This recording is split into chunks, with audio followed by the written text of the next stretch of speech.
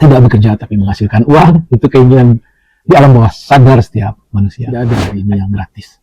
Pasti ada udang di balik batu, pasti ada maksud dari orang tersebut.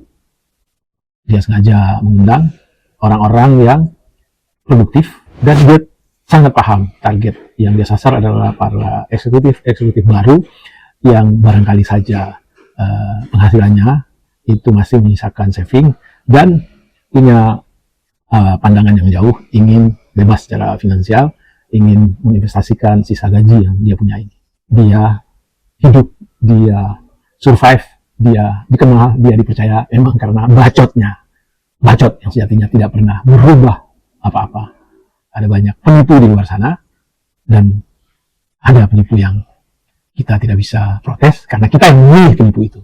Ya, dalam 5 tahun sekali ada ratusan orang di daerah dan di pusat, eksekutif, legislatif, yang kita pilih karena narasi-narasi mereka ingin berkontribusi banyak kepada kita, dan faktanya banyak dari mereka yang tidak menepati janji mereka, dan mereka itu adalah penipu-penipu yang memang sulit untuk kita tuntut, untuk kita adili.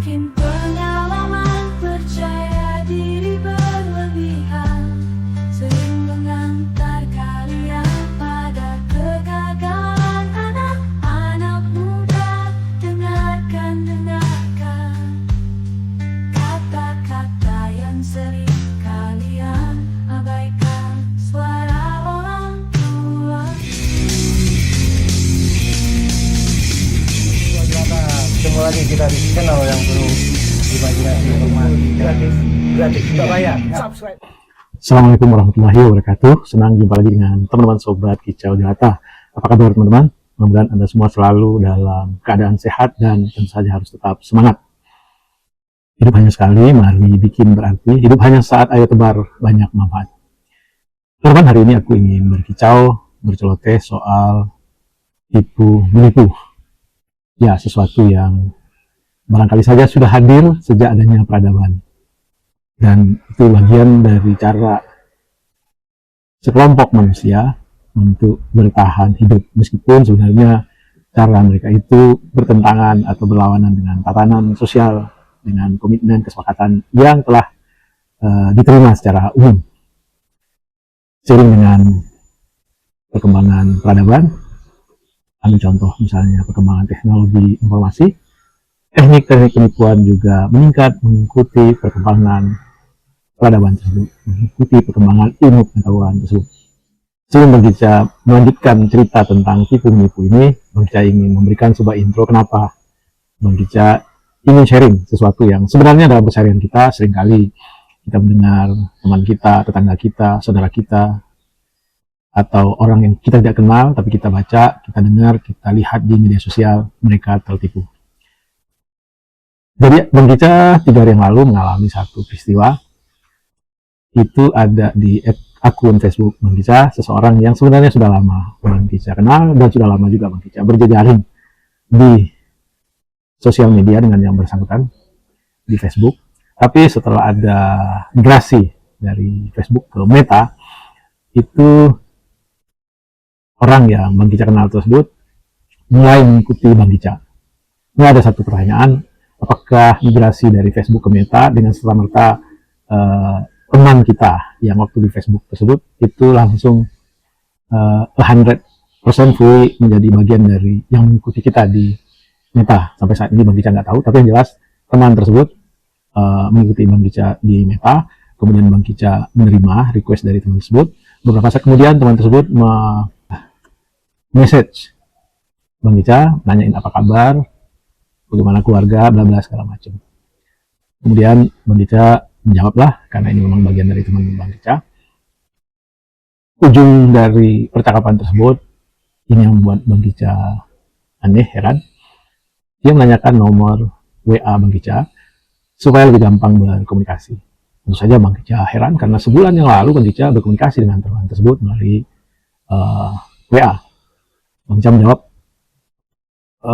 sepertinya nomor Anda masih ada di saya telepon ya. Dan Bang Gica menelpon. Dan yang terjadi adalah ternyata yang men-chatting Bang Gica di Facebook bukan teman yang Bang Gica kenal.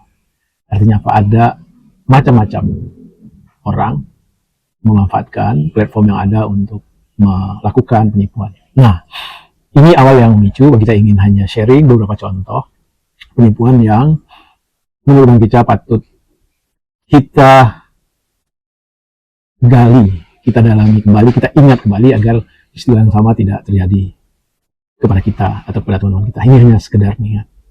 Sebenarnya ada 3 atau 4 modus penipuan yang Bang Kicca ingin sharing. Modus pertama adalah seperti yang Bang Kicca alami, mulai minta pertemanan di sosial media kita, lalu berlanjut ke hal-hal yang sifatnya lebih personal, so akrab, so intim, segala macam. Lalu ujungnya adalah minta uang atau mengajak usaha bersama yang menjanjikan keuntungan yang lebih besar. Ini cara-cara yang masih sangat-sangat konvensional. Tapi tidak jarang banyak yang tertipu dengan cara-cara ini karena abai, karena lalai, tidak mengkonfirmasi dan menganggap bahwa yang menghubungi dia itu adalah teman yang dia kenal baik, yang dia kenal tidak ada masalah selama ini. Dan rasa segannya, rasa hormatnya, rasa percayanya itu menghilangkan kehati-hatiannya. Lalu yang kedua adalah kira-kira mungkin 2 bulan pasca pandemi, pasca dibukanya lockdown, ada undangan dari seorang motivator terkenal. Dan salah satu yang membuat motivator ini terkenal adalah dia pernah membuang uang dari helikopter pada saat dia menerbitkan buku. Bang Kicca tidak ingin sebut namanya.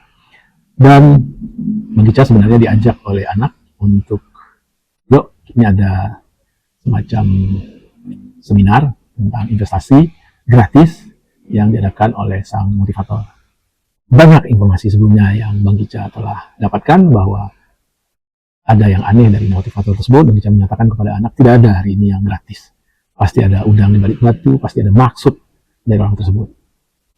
Dia sengaja mengundang orang-orang yang produktif. Anak Bang Kicca adalah salah seorang eksekutif di satu perusahaan.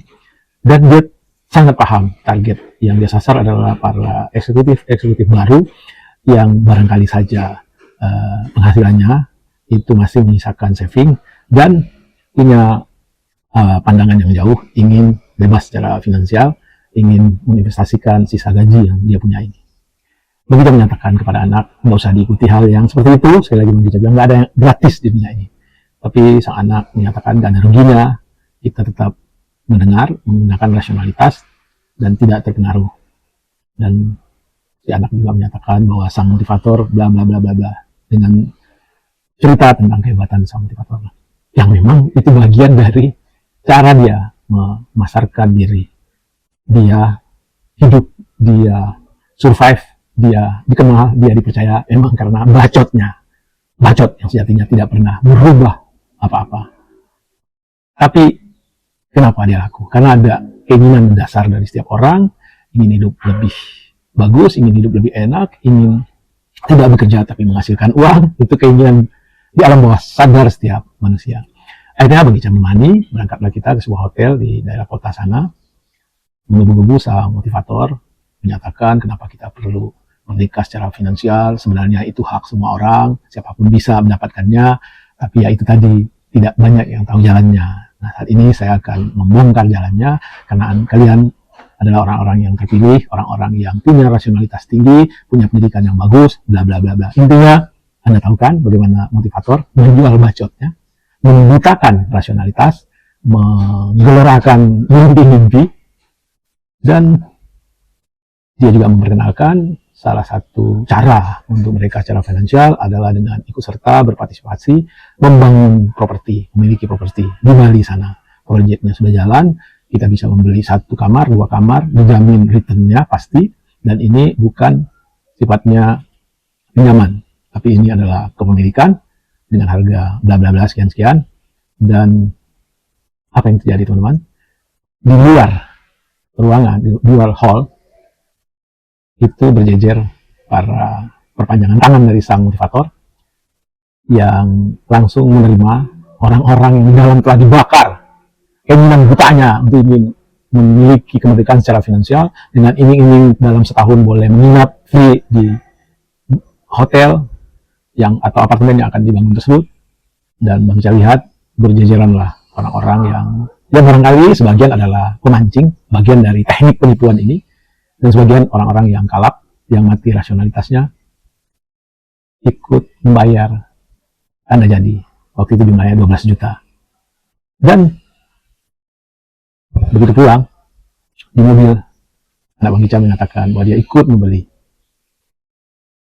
1 unit 12 juta. Dia setor di meja di luar hall tempat sang motivator mencuap-cuap menjual narasi-narasi penipuannya.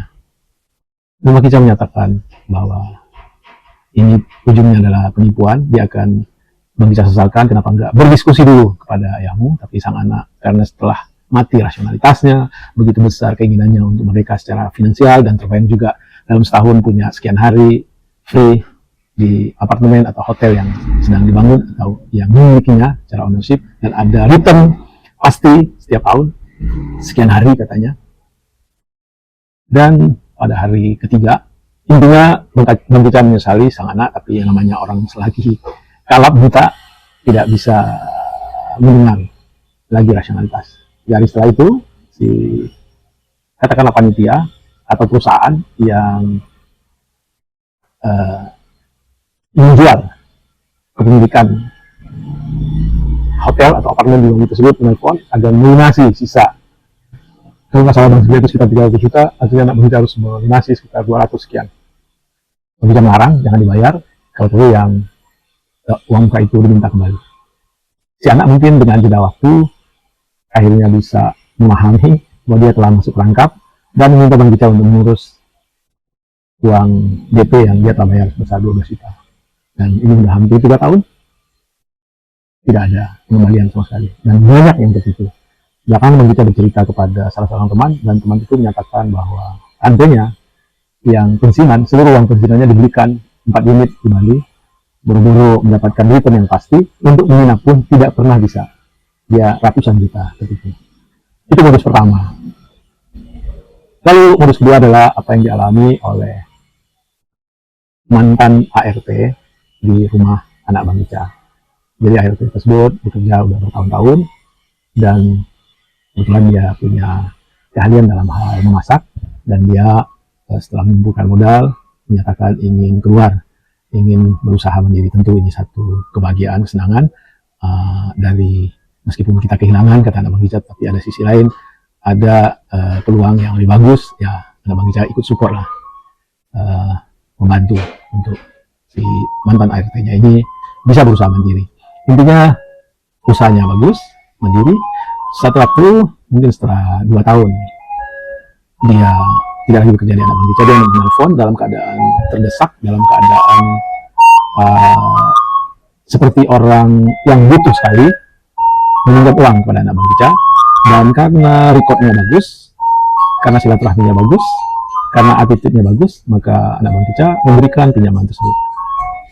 Lalu beberapa hari kemudian, keluarga dari sang ART menelpon anak Bang Ica, menanyakan apakah si anak menghubunginya. Bang Ica iya, dan menyatakan memberi pinjaman. Yang terjadi apa, saudara? Ternyata asisten atau mantan asisten rumah tangga anak Bang Ica tersebut ikut satu kegiatan di pengajian rutin, pengajian tersebut.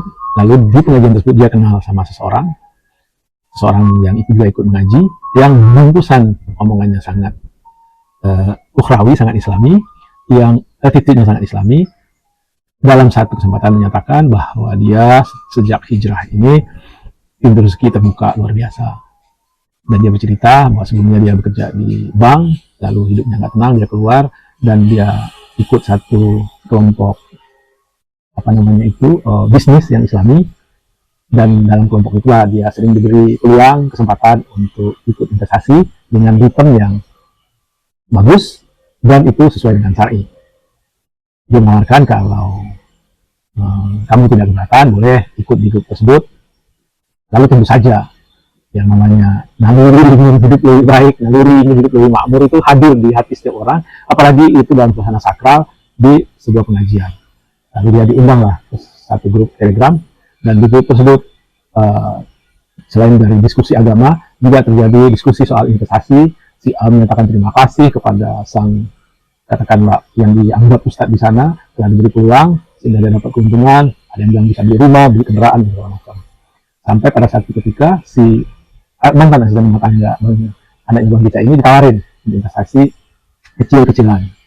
Dan apa yang terjadi? Dia dapat return sampai pada satu titik dia sudah percaya sekali, ditawarin lah investasi yang lebih besar lagi yang keuntungannya adalah mobil. Dan dia otaknya udah dicuci karena ada true story atau cerita-cerita di grup itu yang banyak suksesnya, orang-orang berterima kasih, lalu dia ikutlah dalam investasi tersebut. Apa yang terjadi teman-teman? Uangnya hilang, lenyap, dan sang orang yang dia ikut berinvestasi, ya katakanlah berpartner itu juga hilang raib, keluar dari grup tersebut. Dan sang guru tidak bisa disalahkan karena dia hanya menyediakan platform untuk silaturahmi antar sesama warga, antar sesama katakanlah orang-orang yang ingin menjalani bisnis secara syar'i. Itu yang terjadi, ratusan juta dia tertipu. Lalu lagi peristiwa ini baru-baru saja terjadi, salah seorang kerabat jauh, orang tuanya bercerita bahwa anaknya baru saja kena tipu. Ceritanya simpel sekali, sang anak senang bermain game online, game interaktif, lalu tiba-tiba ada yang menchattingnya, jadi orang di seberang sana menchattingnya, ngajak kenalan, lalu minta tolong untuk mereview satu produk, dan dibilang kalau reviewnya dikasih jempol oleh 10 orang, si anak akan dapat duit 50.000 kan. Kerjanya iseng, dia iseng-iseng coba review, dia lempar, dan dia review, dibalas di chattingan itu, dan balasnya dia ini diposting sama si orang yang mintanya. Intinya, dia diberi pekerjaan yang sederhana, yang tidak memakan waktu, yang tidak membutuhkan otak, dan dia mendapatkan uang. Itu berkali-kali, sampai pernah dia dapatkan dalam satu review itu 500.000. Nah, muncul dong naluri ingin hidup enak itu ada di hati, tapi ini ada jalannya. Lalu si teman yang dia nggak kenal ini menawarkan yang lebih besar lagi, satu pekerjaan, dan dia berhasil mendapatkan yang lebih besar lagi. Intinya ada jutaan lah uang dia, tapi itu ditaruh di virtual account. Nah, si penipu menyatakan bahwa uang itu baru bisa ditarik kalau uang di virtual account ini ditambah lagi,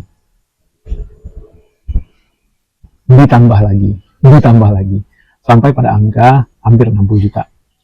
Dan bagaimana cara dia mempengaruhi, berdialog segala macam, itu benar-benar luar biasa. Sampai anaknya teman Bang Gica ini yang sebenarnya dia anak muda, sarjana, yang harusnya berpikir bernalar kritis. Tapi sekali lagi teman-teman, naluri, keinginan untuk hidup lebih enak, uang lebih banyak, tanpa bekerja keras, itu selalu hadir dalam hati setiap orang. Dan inilah kadang-kadang yang membuat kita abai, kita kehilangan rasionalitas, dan tertipulah kita.